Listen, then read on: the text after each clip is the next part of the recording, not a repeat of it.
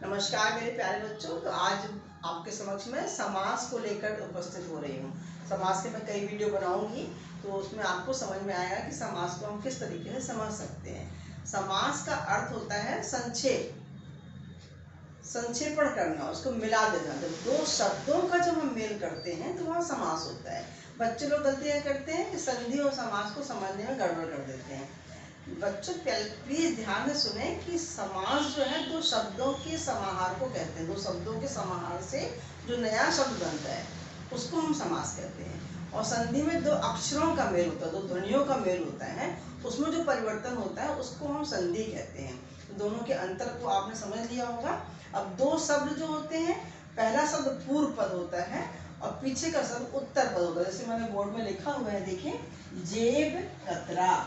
जेब पूर्व पद कहलाएगा और कतरा उत्तर पद कहलाएगा। ये पद कुछ और नहीं है, शब्द ही है। शब्द जब दो मिल जाते हैं तो इनको हम पद कहने लगते हैं। तो शब्दों का समूह ही वाक्य में पद के रूप में जाना जाता है। अब इन शब्दों को जब हम दो शब्दों को जोड़ देते हैं तो पद बन जाता है। तो दो पदों के मेल से जो नया शब्द बनता है उसको हम समास कहते हैं। जो दो शब्द होते हैं दोनों के अर्थ भी अलग अलग होते हैं। जेब अलग है, कतरा अलग है, और इन दोनों को मिलाकर जब हम एक शब्द बनाएंगे वो नया शब्द बनेगा। जैसे जेब कतरा, तो जेब को काटने वाला।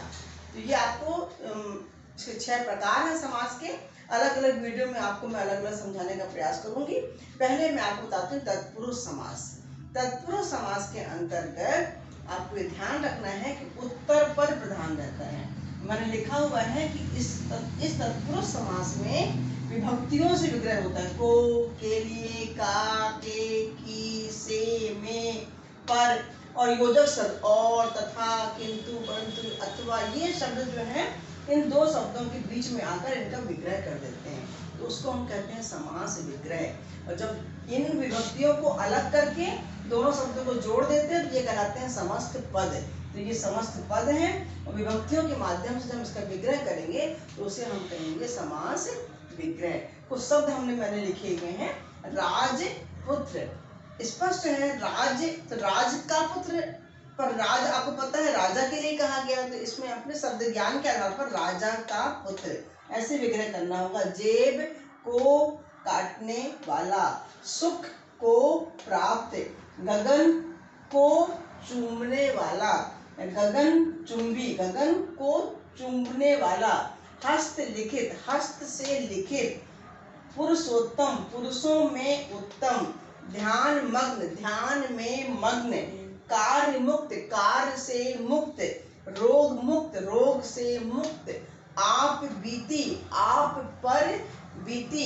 जैसे युद्ध क्षेत्र, युद्ध का क्षेत्र, गुरु दक्षिणा, गुरु के दक्षिण, सैकड़ों शब्द हैं आपके लिए जिनको हम विभक्तियों के माध्यम से विग्रह करते हैं। और तत्पुरुष समास में ध्यान रखना है कि विभक्तियों के माध्यम से ही बच्चों विग्रह किया जाता है और इन विभक्तियों को अलग कर देते हैं तो वो समस्त पद बन जाते हैं। मुझे उम्मीद है कि आपको समझ में आ गया होगा। ये समझ में आ गया तत्पुरुष समास तो आप इसको लाइक करें और शेयर करें मेरे वीडियो को। और हर एक एक समास को एक एक वीडियो में मैं आपको समक्ष बनाकर दिखाती रहूँ। Thank you.